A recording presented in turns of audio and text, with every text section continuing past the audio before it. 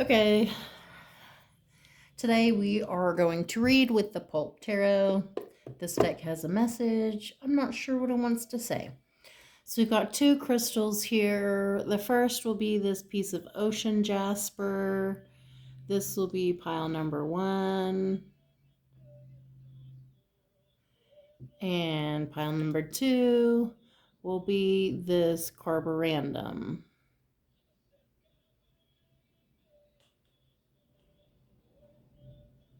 So, pile number 1 or pile number 2. Okay? 1 or 2. 1 or 2. What is your message? So, we'll start with pile 1. See what the Pulp Tarot has to say for pile 1.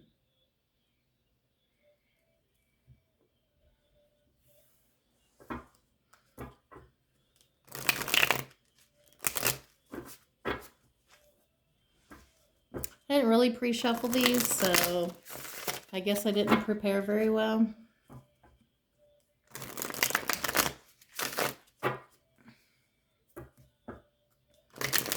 I just pulled them off my shelf this morning and knew they wanted to be read with.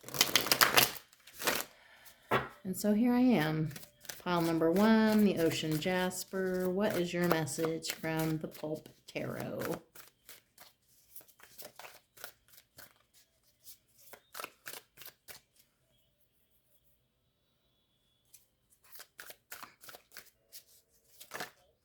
Whoa. Hi. We've got the 8 of Pentacles. So creative work. Maybe you're a painter. Maybe you're an artist of some kind. Maybe you want to break out and have your art be your job. You know? How great would that be?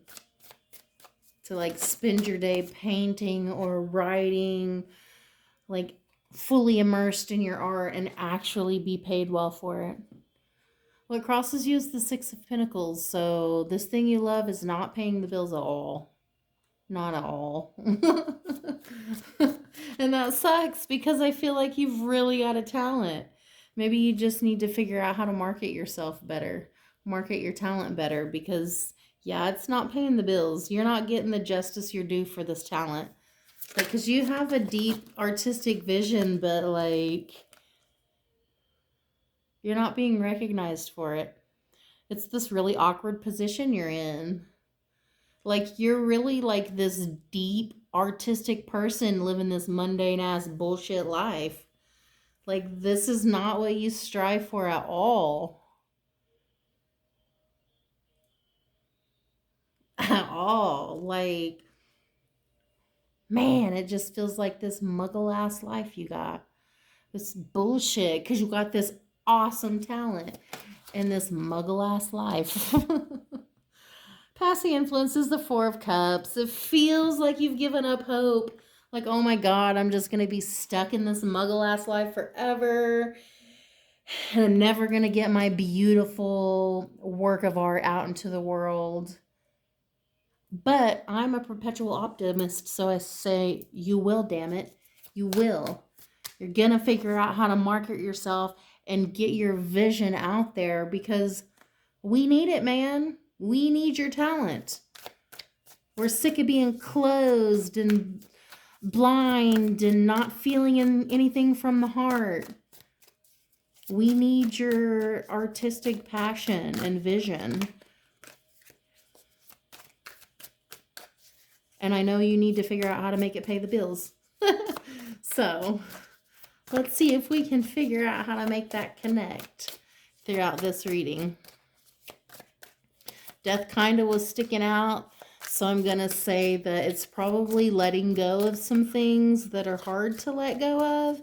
Some things you might not necessarily want to let go of, like habits or toxic friendships or relationships. What's on your mind is the King of Wands. You want it all. You want to be this great artist and be able to, you know, trip out on acid. Not really, but like Maybe you need to give up your habits for a minute. Maybe you need to figure out what's really important to you. Because the near future is the Queen of Wands. Oh, shit. Friendly, domesticated, but like on your mind was the King. But the near future is the Queen. So it feels like you're about to be introduced to somebody that's like connected to somebody to make your dreams come true. So it's like, I mean, really, if you're an artist, somebody from the art world is you're going to meet them. And they're going to know somebody with a gallery or whatever, be close friends or be married to someone. And that's going to be your in, and you're going to have a whole showcase, you know? That's the kind of vibe I'm getting here. The ways you see it as Four of Swords, I feel like you need to manifest this. You need to manifest the fuck out of this. You need to visualize and make it so. You need to absolutely believe in the power of your dreams, because how can the universe play it out if you don't even really believe in it? The way other people see the situation is judgment. I do. I'm going to get this. I'm saying it. It feels like the universe is waiting on your cue. Like you got to quit being wishy-washy and trust in your own talent and believe that you are as good as you are. Believe that everything you've been through has been for a purpose. Because I know you want to quit believing in miracles, but I feel like a miracle's about to happen. It's just a connection thing. I feel like you've kind of quit believing in God, but God's about to move something really big in your life, about to make a way where there was no way. So I feel like it's going to show you the power of God in your life. Okay. That is too many cards. I need two more. So the emotions of the situation and the final outcome. I really do feel like you're going to connect soon with someone who is going to introduce you to someone who will absolutely make your dreams come true. Oh shit, okay. The emotions of the situation is the Lovers. It's like you're really...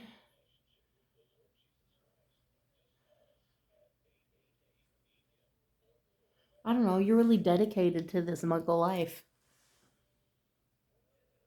Like it's hard for you to dream your way out of it. You're so connected to it. It's just what you've always known.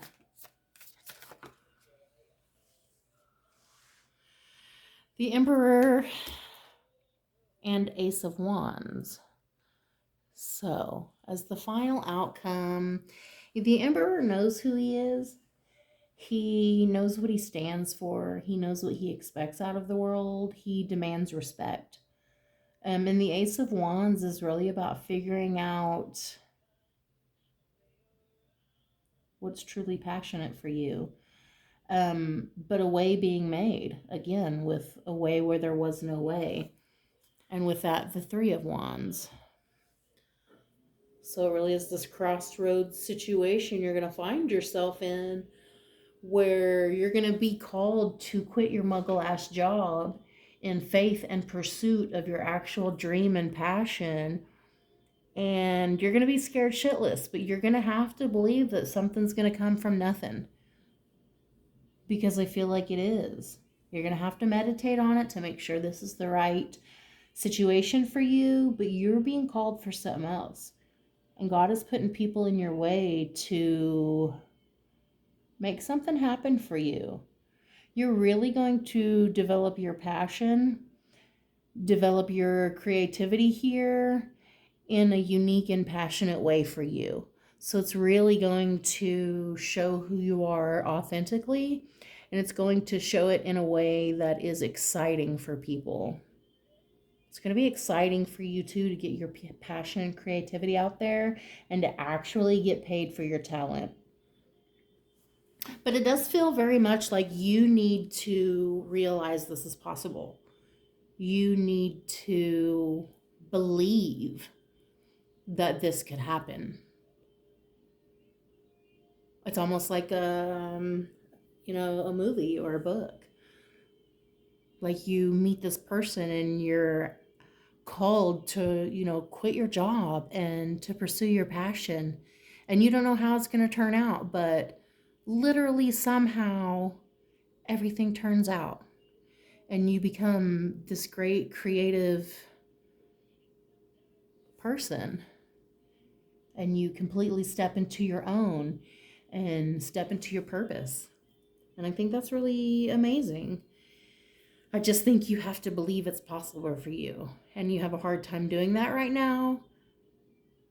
But again, I'm going to say, I think you need to manifest the shit out of this because it can happen. God has a bigger plan for you than you have for your life. You quit believing in miracles and God a long time ago, but baby, he didn't quit believing in you. Like he's still waiting for you to say yes. Yes, I believe. Yes, I accept that I am worthy of this talent, of this creative legacy. Do with me what you will. God's just waiting for the word from you. So that's what I'm feeling from this one. I know everybody doesn't believe the same way I do, but, you know, I'm just going to call it like I see it, I guess, or like I feel it. You know, and if you don't like it, I apologize. There's, you know, I don't apologize because whatever.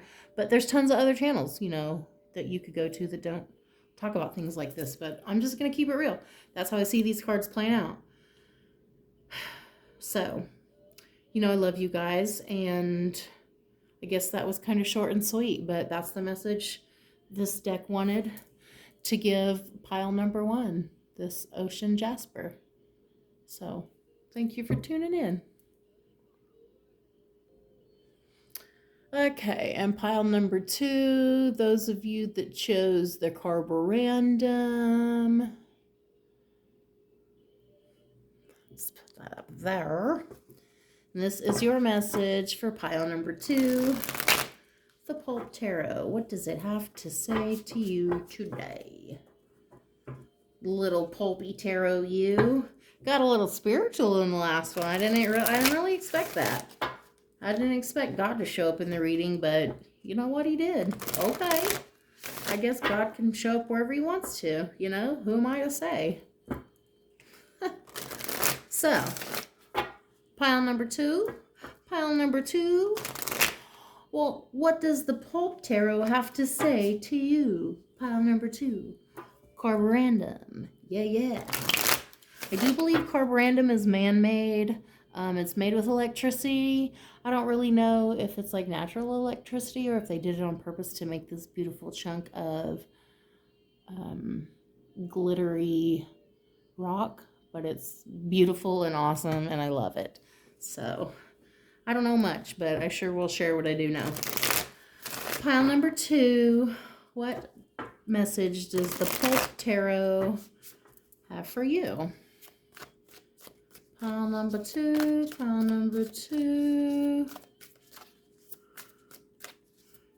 Okay. I feel like I'm just going to take this one. Dinner atmosphere around you is the Knight of Pentacles. Like, okay. You're so secure in, like, your authority. So, like, I don't know if you have some authority, like if you're a boss or if you're a policeman or, you know, like, I would doubt politicians would watch my channel, but, you know, whatever, you don't know. It feels kind of like a Mr. Black type of vibe. Just smoking your cigarette, got your little authority, your little police car, like, you ain't afraid of nothing. What crosses you is the Four of Wands. Okay, this is not stable. This is not secure. It's a very tenuous position. So it seems like you have this position of authority. It seems like you're well connected, but it's actually very tenuous. There's a lot of struggle that goes with that. Foundation of the situation is the Sun. Like, you're just a kid in a candy store. I don't know. A kid in a cigarette store. I don't know. It's such a funny Because this has such a serious, dark vibe. And this is such a childhood, like, God, you have such a serious job, but have some damn fun. Quit being so boring in your job. Passing influence is Two of Wands. You chose to be the responsible one. I don't know why I say that, but that's how I feel. You chose to be the responsible one. You chose not to fuck off. You chose to be dependable. And now you're like too dependable. What's on your mind is the Page of Pentacles. Yeah, you want to depend on yourself. You want to do something different. You want to be the undependable one, I feel like. You're sick of being the one everybody counts on.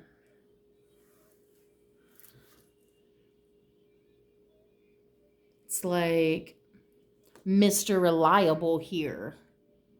But really, you'd like to just fuck off a little bit and go your own way and do something else. So it really is like, okay, so I'm totally getting this vibe of like you stepped into the family business and you were the responsible one. You stepped up to the plate. But like now you just want to have some fun. Like you want to go your own way. You want to start your own business that's not this serious business. It's like a toy business.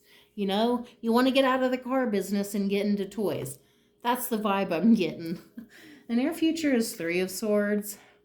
So I don't know if somebody's going to break your heart or if somebody's going to just kind of hurt you. I hate to say it, but sometimes that's the spur we need in the right direction. Because I feel like you're so solid and dependable and you just do what everybody wants you to do, but you're not actually happy. You're not actually doing what you want to do. Like, so you made the choice to be the responsible one, but this isn't the job you love. This isn't what you're passionate about. At all. So like, you know, you probably smoke too much and drink too much and like you kind of want to get out of your life because you're just not happy. You want to go your own way. You want to do something different. You know, you want to have fun. You want to ride a horse with no destination, you know? Like that's the vibe I'm getting.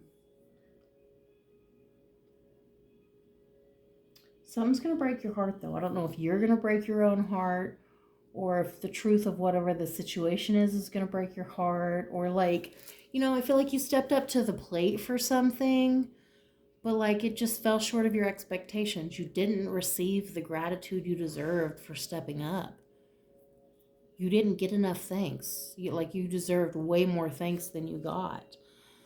The way you see the situation is the Five of Wands. Somebody had to do it. I mean, you didn't want to do it. Somebody had to. You had to be the responsible one. Nobody else was going to be the responsible one. So you had to be, and like, you've endured the fighting. Like, I don't know if there was several siblings and you're the one that's trying to hold the whole family together, but like, this is really taking its toll on you, whatever the situation is. You're not allowed to be a kid and allowed to have fun, but like you should be. Because the super serious, authoritative, you know, position is stressing you out. Stressing you out. Like, and it's going to break your heart. The way other people see the situation is the King of Swords. You're solid and dependable. I knew you would step up. You were the smartest one of the group. You were the only one that really had the nose for the business. Okay, it's not the business you love, but everybody just depends on you. They just depend on you, but you don't want them to depend on you. You want to be the undependable one. You want to be folly and like do something new and like step out on your own and freaking take a bunch of selfies, you know? Like, you want to worry about you instead of worrying about everybody else. Because you've been having to worry about everybody else and you're sick of it. The emotions of the situation is the Hanged Man. Emotionally, this is not what you want at all. You're not happy. It feels like you're doing this for a reason. Whatever your end game is, don't lose sight of that. Because it feels like emotionally it's for a purpose. I often, I think all roads lead to the same ending. So, like, even if you take a bunch of different wrong turns, it's going to lead you to the right road eventually. So, you may sometimes feel like you're being thrown to the wolves. You feel like you're being unappreciated. And I mean, you are. You are, in all honesty. Because you really stepped up to the plate on this thing, whatever it was. And like, people just did not thank you for that. They did not thank you for that. Like, they depend heavily on you. I don't even think they realize how much they depend on you. But it's like, if you do something and you go your own way, you're going to shatter this whole thing. This whole illusion. Because they feel like they've got you hemmed in. Like, you're going to do what they want you to do. You're going to always take care of them. But when they realize you don't want to be the responsible one anymore. You want to make yourself happy instead of making everybody else happy. It's time for you to think of you and not think of everybody else. Because thinking of everybody else gives you no inner peace. None. And damn it, you just want to have some fun. You want to stop fighting about all this responsibility and this thing that you took on that's not even your thing. Final outcome is the Nine of Cups. Hell yeah. You just want to have your cake and eat it too.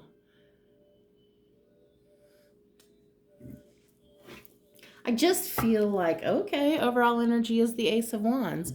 So I feel like, damn, I knocked it. I feel like you're figuring it out. This thing, this inner turmoil is building because you're doing something that's not making you happy. And like, your happiness is the end game. That's the final outcome. You have all these trophies behind you, but like, okay, are you really happy? Like, you have these trophies. You have this trophy wife, but do you love her?